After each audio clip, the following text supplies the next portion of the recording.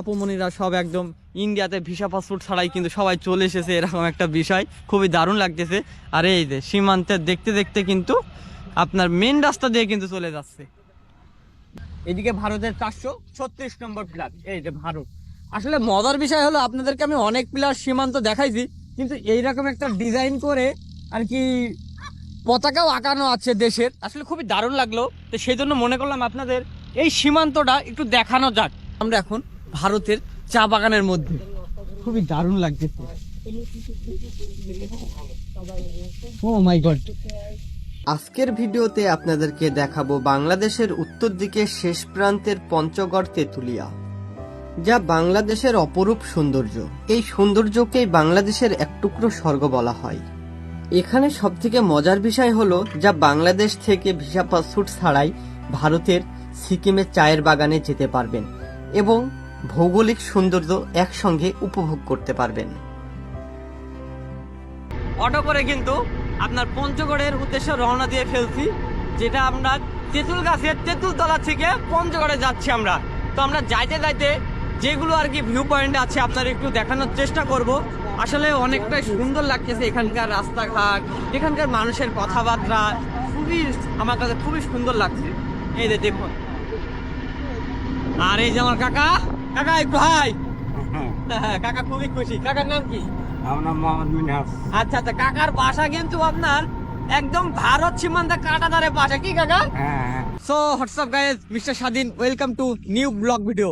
Right now আমি কোথায় আছি আর আপনারা নিশ্চয়ই থাম্বনেল এবং টাইটেল দেখে নিশ্চয়ই বুঝতে পারছেন। এই যে দেখতে পাচ্ছেন আমি এখন মেন রাস্তার পাশেই দাঁড়ায় আছি, যেটা হচ্ছে আপনার আমাদের ওইদিকে হচ্ছে আপনার তেঁতুলিয়া। তো এই যে মেন রাস্তা দেখুন, তেঁতুলিয়া একদম মেন রাস্তা। আর এই মেন রাস্তা থেকে নামলেই এই যে ভারত।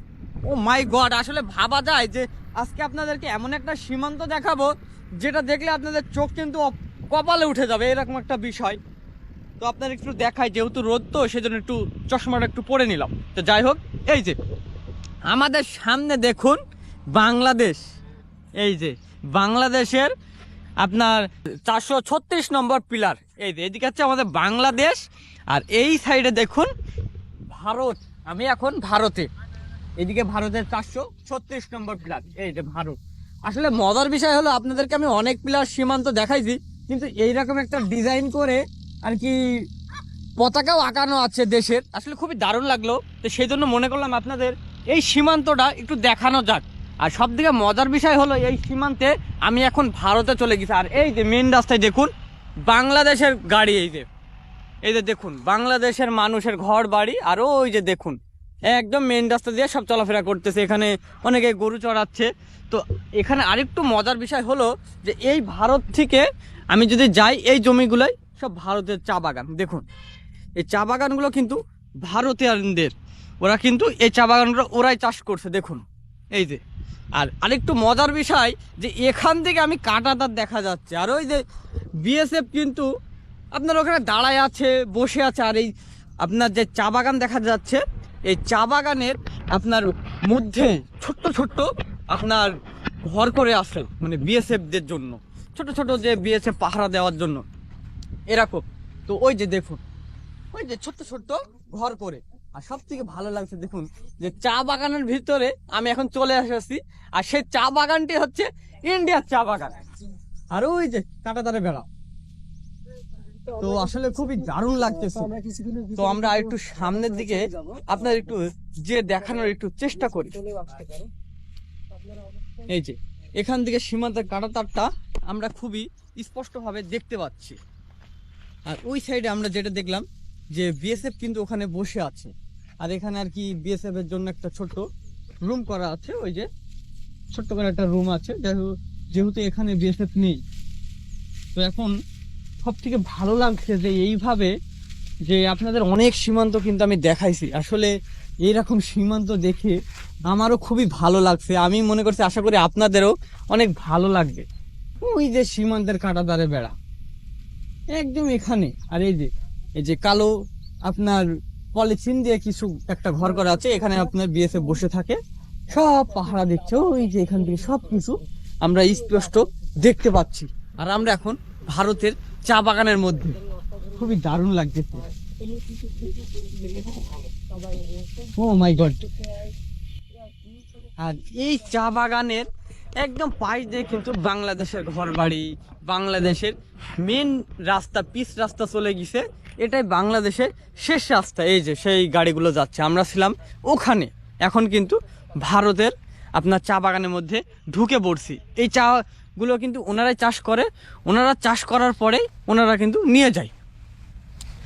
আর আরেকটা জিনিস যে তেঁতুলিয়াতে আমি যেদিকে যাচ্ছি না কেন, চারিদিকে কিন্তু চায়ের বাগান, মানে ওই যে সিলেটের মতো।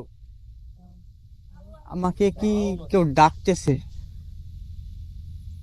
না না না না, মনে হচ্ছে যে আমাকে মধ্যে বিএসএফ। না না, ওই রকম কিছুই না। তো ওই যে সিলেটে গিয়েছিলাম, তো তখন দেখছিলাম যে সিলেট তো আপনার জানেন তো চায়ের জন্য বিখ্যাত। তো এখানে এসে মনে হচ্ছে যে আমি যে তেঁতুলিয়াতে না এসে মনে হচ্ছে যে আমি সিলেটে এসেছি, এরকম একটা বিষয়। তো তেঁতুলিয়াতেও যে এরকম সিলেটের মতো করে আপনার মানুষের ঘরের উঠানে, ঘরের পিছের দিকে সব কিন্তু চাষবাস করে চায়ের। মানে দ্বিতীয় আপনার চাষের মানে দ্বিতীয় আপনার চায়ের দেশ হচ্ছে আপনার তেঁতুলিয়া, আমার কাছে তো মনে হচ্ছে। আর এখানে আর কি বেশিক্ষণ না থাকাটাই ভালো, যেহেতু আপনার সীমান্তের কাঁটাতার, বিএসএফরা সবসময় টহল দিচ্ছেই। আর আমরা তো বুঝতে পারছেন যে একদম সীমান্তের আপনার পিলার থেকে অনেকটা কিন্তু কাঁটাতারের বেড়ার কাছে চলে এসেছি। এই যে দেখুন, ওই যে সীমান্তের কাঁটাতার।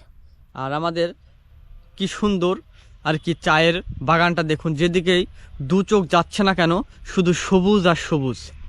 দেখুন, অসাধারণ লাগতেছে।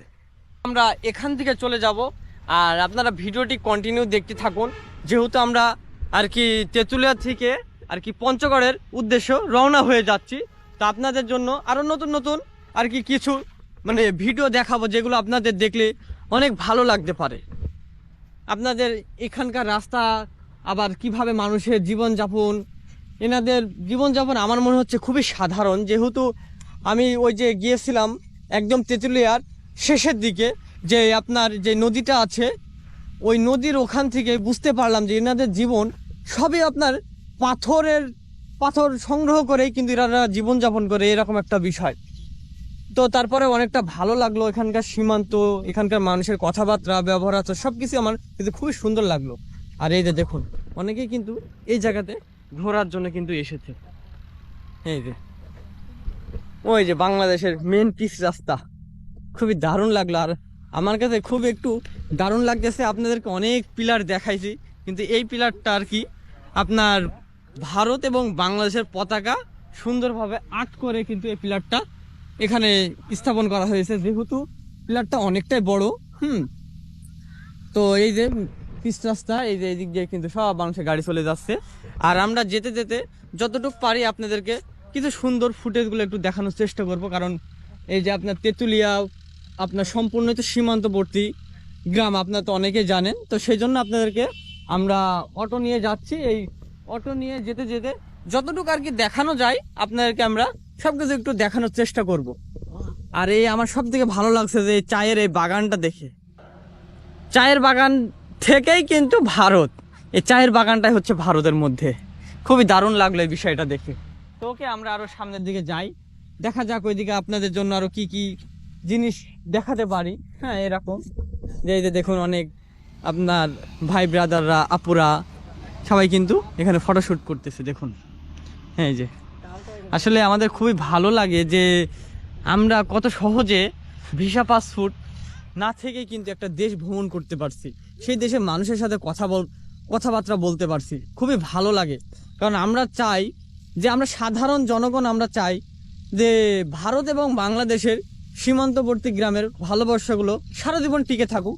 এনাদের জীবনযাপন খুবই সাধারণ, সেই জন্য চাই এনাদের ভালোবাসা, এনাদের মানে আত্মীয়তা সারা জীবন টিকে থাকুক, এটাই আমরা চাই। তো এই যে যাই হোক, এই যে আপুমনিরা সব একদম ইন্ডিয়াতে ভিসা পাসপোর্ট ছাড়াই কিন্তু সবাই চলে এসেছে, এরকম একটা বিষয় খুবই দারুণ লাগতেছে। আর এই যে সীমান্তের দেখতে দেখতে কিন্তু আপনার মেন রাস্তা দিয়ে কিন্তু চলে যাচ্ছে। যাক, আমরা আরো সামনের দিকে আপনাদের আগাইতে থাকি। আর কি তেঁতুলিয়া মানে পঞ্চগড়ের উদ্দেশ্যে আমরা যাচ্ছি। তো অটোর মধ্যে থেকে দেখতে দেখতে যাচ্ছি যে কি কি আর কি ভিউ পয়েন্ট আছে যেগুলো আপনাদের আর কি ভালো লাগবে, এবং আমিও কখনো দেখি নাই, যেহেতু আমারও আর কি পঞ্চগড়ে নতুন মানে প্রথম, এর আগে কখনো আসা হয়নি, তো সেই জন্য আপনাদের মানে কিছু একটু দেখানোর চেষ্টা করব। অটো করে কিন্তু আপনার পঞ্চগড়ের উদ্দেশ্যে রওনা দিয়ে ফেলছি, যেটা আমরা তেঁতুল গাছের তেঁতুল তলা থেকে পঞ্চগড়ে যাচ্ছি আমরা। তো আমরা যাইতে যাইতে যেগুলো আর কি ভিউ পয়েন্ট আছে আপনাদের একটু দেখানোর চেষ্টা করব। আসলে অনেকটাই সুন্দর লাগতেছে এখানকার রাস্তাঘাট, এখানকার মানুষের কথাবার্তা, খুবই আমার কাছে খুবই সুন্দর লাগছে। এই যে দেখুন, আর এই যে আমার কাকা, কাকা একটু হাই। হ্যাঁ, কাকা খুবই খুশি। কাকার নাম কি? আমার নাম মোহাম্মদ মিনহাস। আচ্ছা আচ্ছা, কাকার বাসা কিন্তু আপনার একদম ভারত সীমান্তে কাঁটাতারের বাসা। কি কাকা হ্যাঁ, ভারতে কেউ আছে?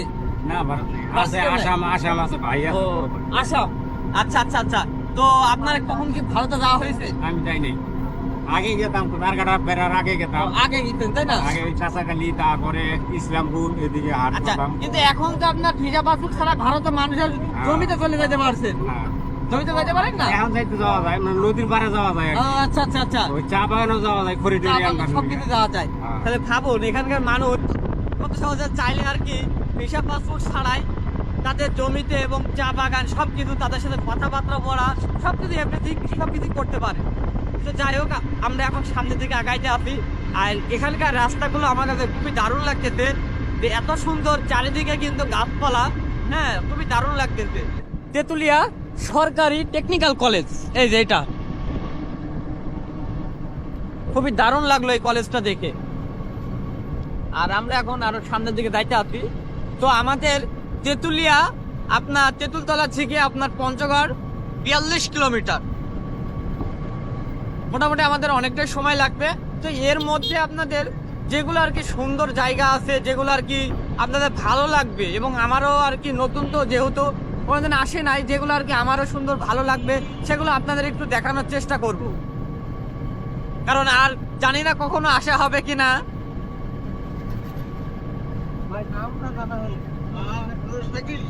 এই যে আমাদের সামনে আরেকটা রাস্তা আছে, আসলে ওই রাস্তাটা আমি যখন ভোরের দিকে আসতেছিলাম তখন আমার কাছে খুবই সুন্দর লাগছিল, কিন্তু দুঃখজনক আমি সেইভাবে আর কি ভিডিও করতে পারি নাই, কারণ তখন তো কুয়াশায় পুরা অন্ধকার হয়ে গেছে, এমন বিষয় যে আপনাদের যে কিছু দেখাবো ওইরকম দেখানোর আমি কোনো সুযোগ পাই নাই, এইরকম একটা বিষয়।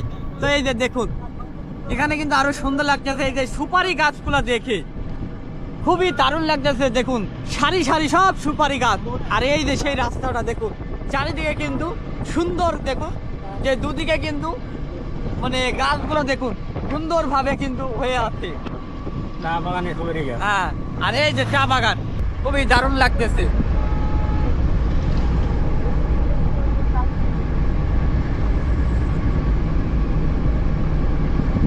যে পঞ্চগড় থেকে তেঁতুলিয়ার ভাড়া আপনারা যদি মনে করেন যে আপনারা বাসে আসবেন, তাহলে আপনাদের বাসে 80 টাকা ভাড়া পড়বে, আর যদি অটোতে আসতে চান অটোর ভাড়া 100 টাকা পড়বে, এরকম একটা বিষয়। তো এখানে আপনার আসলে যদি কাঞ্চনজঙ্ঘা দেখার উদ্দেশ্যে আসতে হয়, তাহলে আমি মনে করি যারা আর কি ভোরের দিকে আর কি ট্রেনটি যাতে থামবে, তাহলে তারা আর কি আপনার অটোতে আসলে ভালো হয়, যেহেতু বাস ছাড়তে আপনার সকাল 8টা বা 7:30 বেজে যায়, তখন আস্তে আস্তে আপনার কাঞ্চনজঙ্ঘা সেইভাবে দেখে উঠতে পারবেন না এরকম। তো সেই জন্য আমার মতে যে আপনার আপনার 5:30টার দিকে এসে স্টেশনে থামবে, ওখান থেকে আপনি একটা অটো ধরে আপনি সোজাসুজি একদম আপনি কাঞ্চনজঙ্ঘা দেখার জন্য ডাক বাংলাতে চলে যাবেন। এখন মানে কোথাও কোনো স্টপে যাবেন না, আগে সরাসরি আপনি পঞ্চগড় থেকে সরাসরি অটো নিয়ে একদম ডাক বাংলার কাছে চলে যাবেন, তাহলে তখনই আপনি ভালোভাবে দেখলে দেখাতে পারবেন, এরকম একটা বিষয়। আর দেখুন সব চায়ের আর কি দেখুন গাছ, যেদিকেই তাকাচ্ছি না কেন সবুজ শ্যামল দেশ।